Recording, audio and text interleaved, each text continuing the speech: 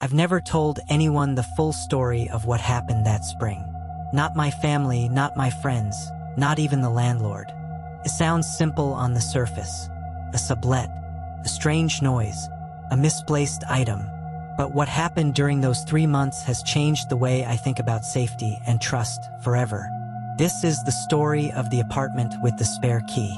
It was March 2023 when I signed a sublet agreement for a basement apartment in Portland, Oregon. I just started clinical rotations at the hospital, and the schedule was brutal, long days, longer nights. I needed a cheap, quiet place close to downtown. The listing looked good. Cozy one-bedroom, utilities included. The owners, a retired couple, Paul and Linda, lived in the main house upstairs. They were kind, polite, very Portland. Vegan garden, wind chimes, herbal tea in mason jars, you get the idea. When I moved in, Paul handed me the key to the side entrance. Then he paused, reached into a drawer, and gave me a second one. "This is the spare," he said, "in case you lose the first." I nodded, tossed it in the kitchen drawer, and forgot all about it. The first few weeks were uneventful. I was barely home, just long enough to sleep, eat frozen meals, and collapse after 12-hour shifts. The apartment was warm and had decent water pressure. That was okay for me, but then little things started to happen. At first, they were easy to dismiss. The bathroom light would be on when I got home. I chalked it up to exhaustion. A glass I'd left in the sink would be on the counter. Maybe I just didn't remember moving it. Then one morning, I found the fridge door slightly ajar. Nothing stolen, but the light was on, and I swear I'd closed it. Still, I convinced myself it was just poor suction or an old door seal. But deep down, something didn't feel right. By late April, I started getting uneasy. I come home and sensed that something was off, like the air had changed, as if the room had recently been disturbed, but too gently to notice without paying close attention. One Thursday, after a double shift, I dropped my bag and immediately noticed the coat I'd hung by the door was now reversed, inside out. That night, I searched the apartment top to bottom. Nothing missing. No signs of a break-in. Windows locked. No scratches on the door frame. I almost convinced myself I was losing it. Almost. I had an old Android phone with a cracked screen that I used as an alarm clock.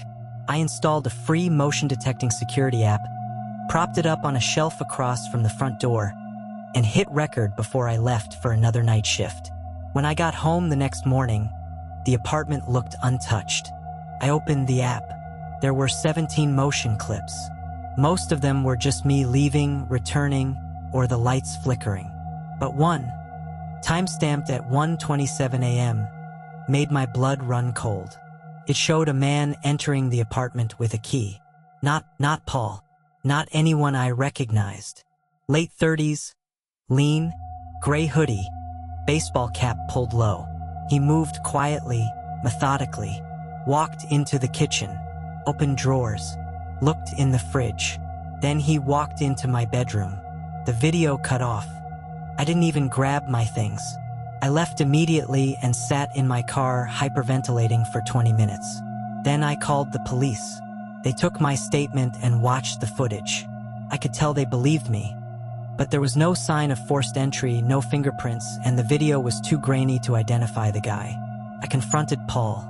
He looked genuinely horrified, said no one else had keys. I asked him to check the spare. He opened the drawer. Empty. That night, I slept at a friend's place. The next day, I went back with a friend to pack up my things.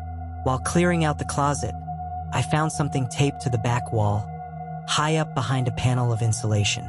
It was a second key identical to mine, and next to it, wedged between insulation layers, a disposable toothbrush still in its wrapper. And used, unopened, waiting. I moved out that weekend.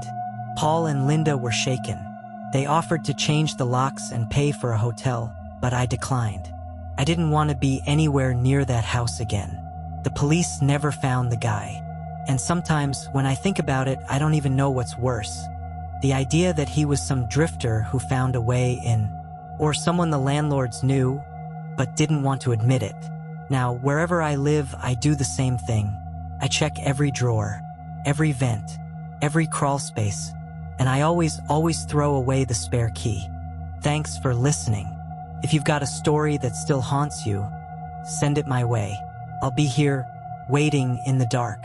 See you in the next on